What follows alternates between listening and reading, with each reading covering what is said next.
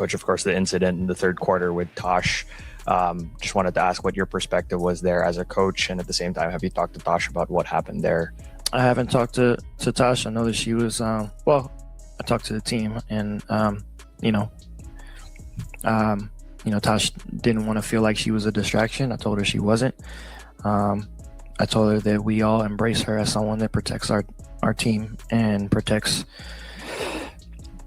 people that need to be protected. And so that answer right there is where Tyler Marsh's night got complicated, because defending Natasha Cloud as a teammate is one thing. Explaining what happened to the basketball game immediately afterward is something completely different. Jason Whitlock stated, after Natasha Cloud hit a bucket and then moved to her Ennis counter publicity stunt, the Sky was outscored 32-15. Cloud had actually cut the Fever lead down 81-75 late in the third quarter. Then she continued her publicity campaign. She never scored another bucket. And that is the number that turns this from another social media argument into an actual basketball story. The claim highlighted here by Jason Whitlock is very specific. Cloud had just helped Chicago cut Indiana's lead to 81-75 late in the third quarter, and from that point forward, according to the commentary, the Sky were outscored 32-15. That is a 6-point game turning into a 113-90 final.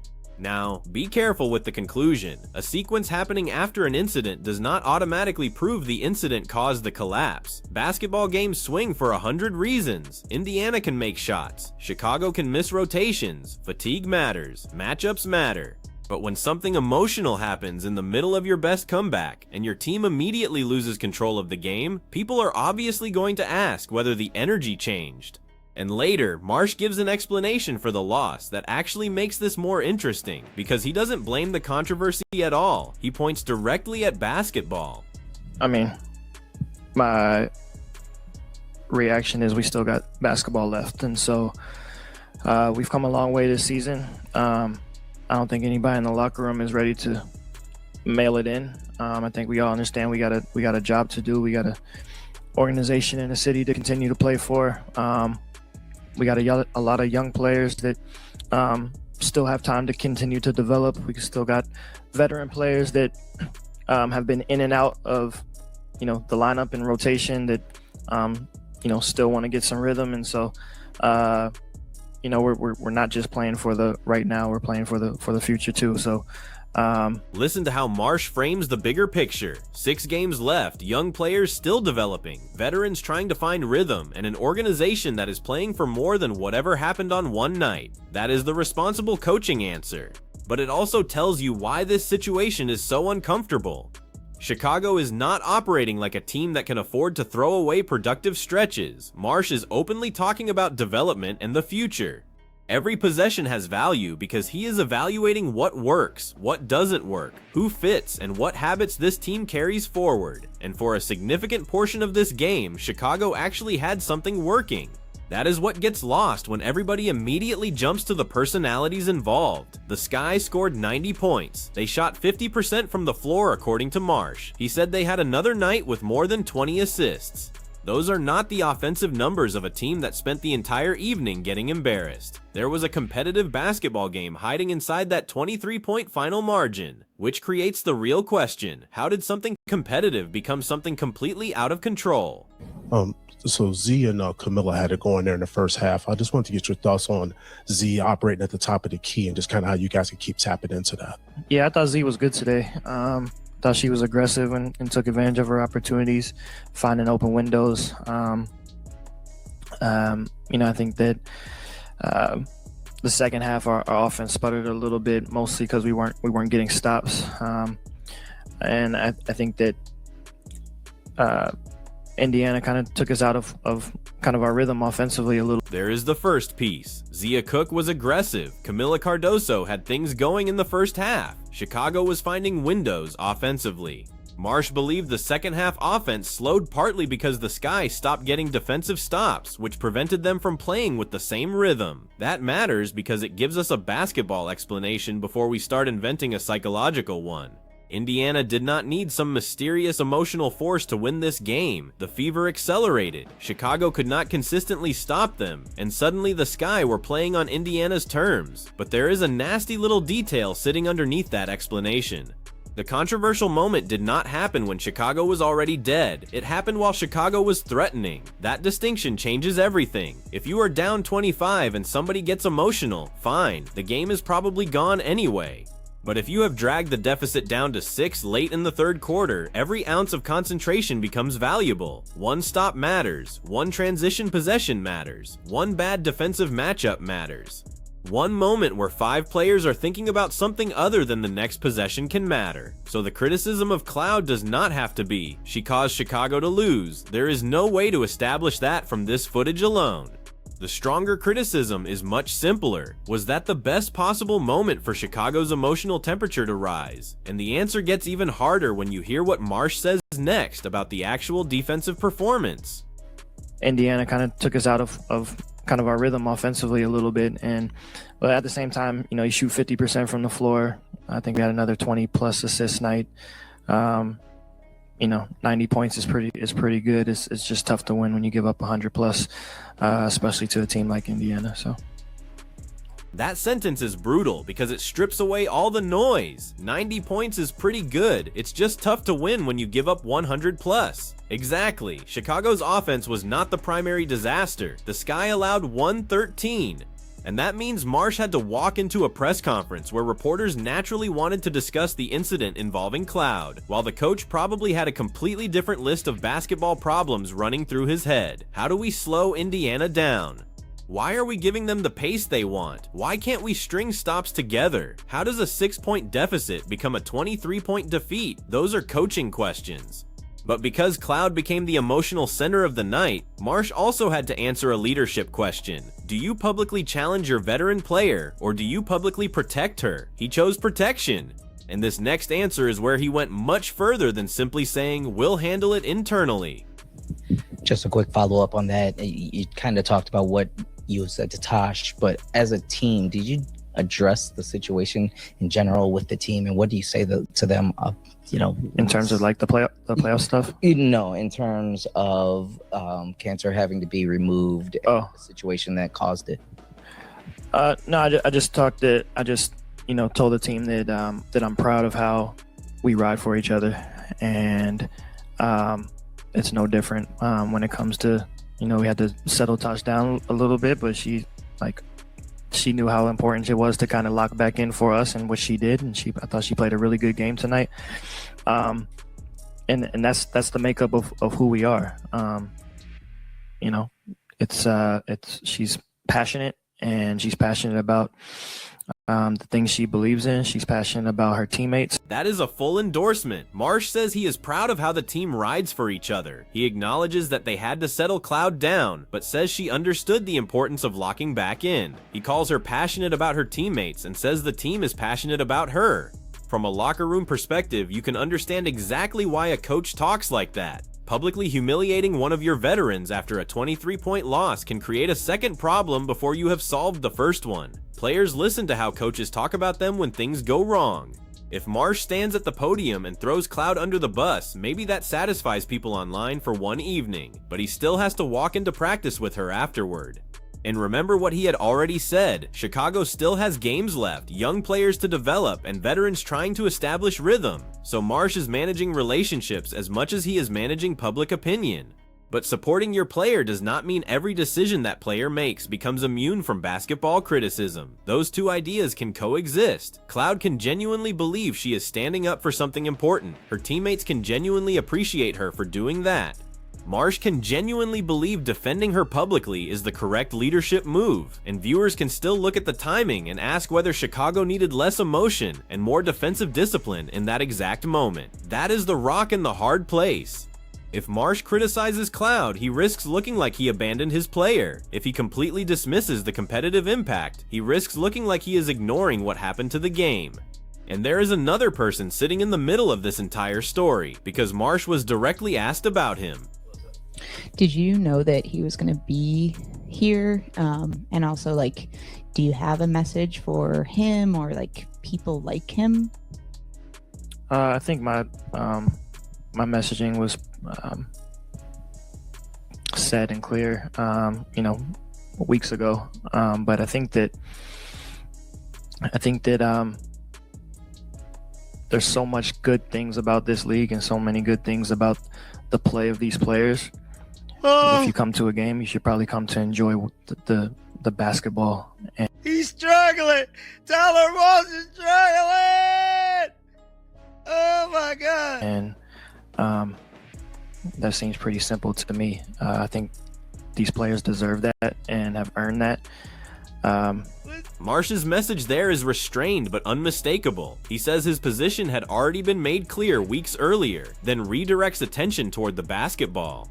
He says there are so many good things about the league and the players that if somebody comes to a game, they should probably come to enjoy the basketball. He even adds that, as a former basketball player, the person being discussed should understand that. That is Marsh trying to close the door without kicking it down, and it reveals something bigger about this entire controversy. There are really two competitions happening whenever a moment like this goes viral. There is the competition on the court, where the scoreboard is ruthless and measurable.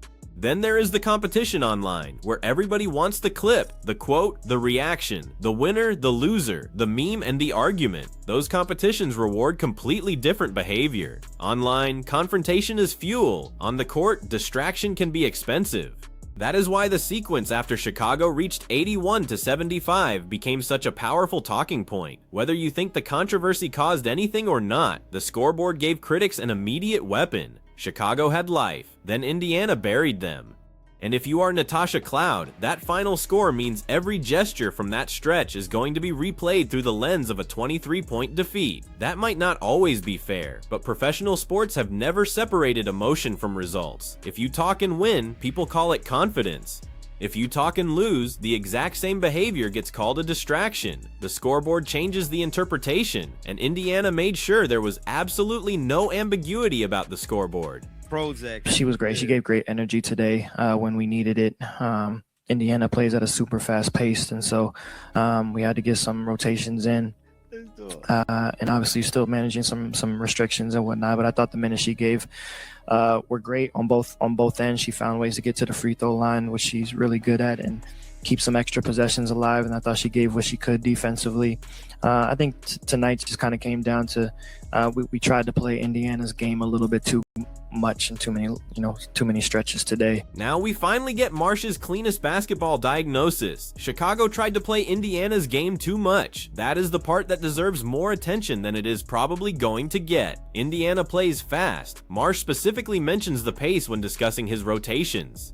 Against a team that wants to run, your job is not merely to score with them. You have to decide when to accelerate and when to make them uncomfortable. Chicago did enough offensively to reach 90 points while shooting efficiently. The problem was that Indiana was even more comfortable. Think about how dangerous that becomes psychologically. You make a basket and feel like you are playing well, but Indiana answers before your defense is organized. You score again, they attack again.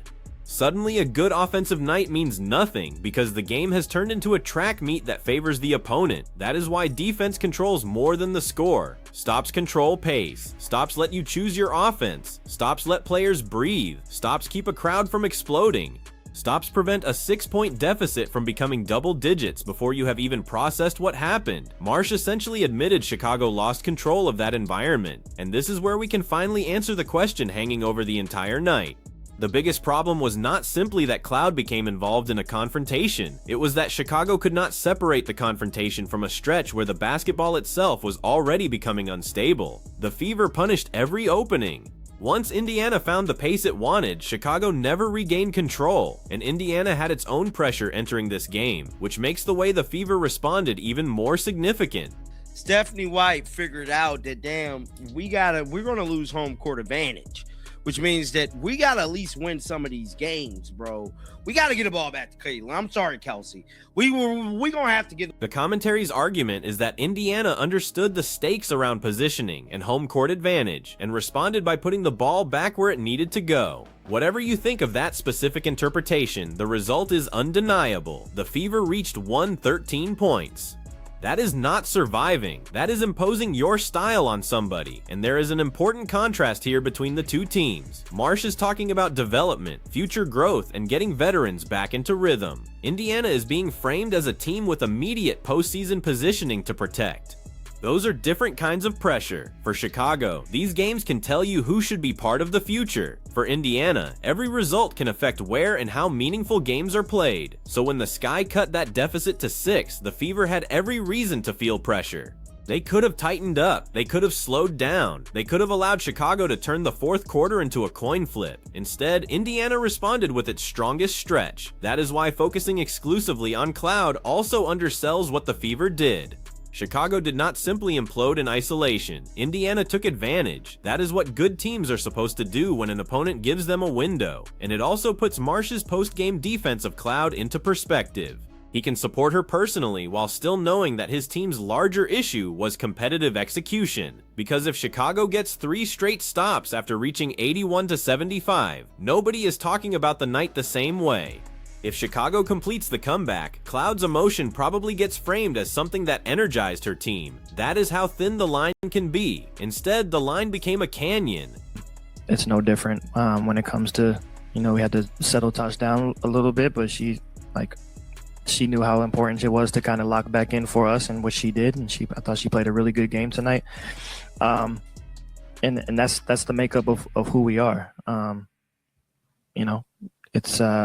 She's passionate, and she's passionate about the things she believes in. She's passionate about her teammates. And I wanted to come back to that portion of Marsh's answer because this is the strongest counter argument to the criticism. He says Cloud locked back in. He says she played a really good game. So if we take the coach at his word, he did not believe she personally checked out after the incident. He believed her passion is part of who she is and part of the identity Chicago accepts. That deserves to be included because otherwise the story becomes too easy. Player gets emotional, team loses, therefore player caused loss. Basketball is not that simple. Cloud is one player in a 5-player lineup. She cannot single-handedly surrender 113 points. She cannot control every rotation, every matchup, every missed assignment, or every Indiana shot. Marsh himself connected Chicago's offensive rhythm problems to the inability to get stops. So blaming one person for a 23-point defeat would ignore his actual basketball explanation. But the counter-argument has a counter-argument of its own. Veterans are not judged only by their box score. They are judged by control, by timing, by knowing what their team needs in a specific moment. When a young team is 6 points away from turning a game upside down, veteran leadership might mean bringing more emotion, or veteran leadership might mean killing the emotion completely and forcing everybody to focus on the next defensive possession. That is the debate. And Marsh has clearly chosen his side publicly. He views Cloud's willingness to stand up for teammates as a feature of her leadership, not a flaw. The question is whether that same intensity always helps the basketball operation. Because passion without control can become chaos, and controlled passion can become exactly the edge a team needs. Chicago has to figure out which version it is getting. You continue to get good production from the bench. They were a spark again in this game today. Can you just speak to specifically AC and the minutes that she gave tonight? AC was great. She was great, and for someone who has missed the last couple games she didn't play much last game and missed the game before, but That brother Prozac. she was great. She gave great energy today when we needed it. Indiana plays at a super fast pace, and so we had to get some rotations in, and obviously still managing some restrictions and whatnot. But I thought the minutes she gave were great on both ends. She found ways to get to the free throw line, which she's really good at, and keep some extra possessions alive, and I thought she gave what she could defense. This answer about the bench quietly shows why Marsh does not have the luxury of reducing the night to one controversy. He is managing rotations. Players have missed games. There are restrictions. Indiana's speed forced Chicago to use bodies. He is evaluating energy, free throws, extra possessions, and defensive effort. That is coaching reality. Social media can freeze the game at one emotional moment. A coaching staff cannot. They have to go back through every possession and figure out why the structure failed. And if Chicago really did shoot 50% with more than 20 assists and still lost by 23, the film room is not going to spend its entire time discussing what happened near the sideline. It is going to be filled with defensive possessions, who was late, who failed to communicate, Who allowed Indiana to get comfortable? Why did the Fever dictate tempo? Why could Chicago not break that rhythm once it started? Those questions determine whether the Sky improve, and that is probably the most frustrating part for Marsh. He gave reporters plenty of basketball explanations, but he also knew which answer was going to dominate the conversation. The Cloud answer, because controversy travels farther than defensive rotations. Still, his choice of language matters. He did not distance himself. He did not say, I need to watch the film. He did not say, I haven't seen exactly what happened. He said Chicago stands for Tosh. That makes the organization's public position clear, and now the basketball has to justify the confidence. Because when a coach backs a veteran that strongly, the next expectation is that the veteran helps stabilize the team when another difficult moment arrives. Chicago has 6 games, according to Marsh's post-game comments, to keep building toward whatever comes next. Those games will tell us more than the argument ever could. You know, we're not just playing for the right now, we're playing for the future too. So yeah, this is not a 6 games left. It's not a time to stop. That is where this story ultimately lands. Marsh says they are playing for the future, and that 6 games remaining is not the time to stop. So forget the memes for a second. Forget who supposedly won the internet exchange. Chicago has a more important problem. What identity is this team actually building? Is it a team whose passion makes it tougher when games get uncomfortable? Or is it a team that can be pulled away from the details when emotions rise? Because Indiana just provided the test. The Sky had offensive production. They had a competitive stretch. They had the Fever lead down to 6 late in the 3rd quarter, and then the game got away from them so violently that the final margin barely resembles the contest they had fought to create. That should bother Chicago far more than anything somebody posts tomorrow morning. The internet cycle will move on. The film does not. The film will show the possessions before the momentum changed, the possessions during it, and every defensive failure after it. And for Tyler Marsh, that is the balance he now has to strike. Protect your player without pretending the result does not demand accountability. Celebrate a team that rides for each other without allowing emotion to replace execution. Defend the culture while fixing the basketball. That is much harder than choosing a winner in an online argument, and Indiana deserves credit for making the entire debate possible, because the Fever did exactly what an opponent should do when chaos enters the game. They kept playing. They turned pressure into pace. They turned a close game into separation. They forced Chicago to chase, and when the final horn sounded, the scoreboard was the one argument nobody could respond to. 113-90. Now Chicago gets to decide what lesson it takes from it. Does Tyler Marsh have it right that Natasha Cloud's passion and willingness to protect her teammates is exactly the attitude this young Sky team needs? Or do you think a veteran has to recognize that with the game sitting at 81-75, protecting the comeback has to come before everything else? Pick a side in the comments because I want to know how you saw that sequence. And if you want more breakdowns where we separate the viral moment from what actually happened on the basketball court, hit the like button and subscribe.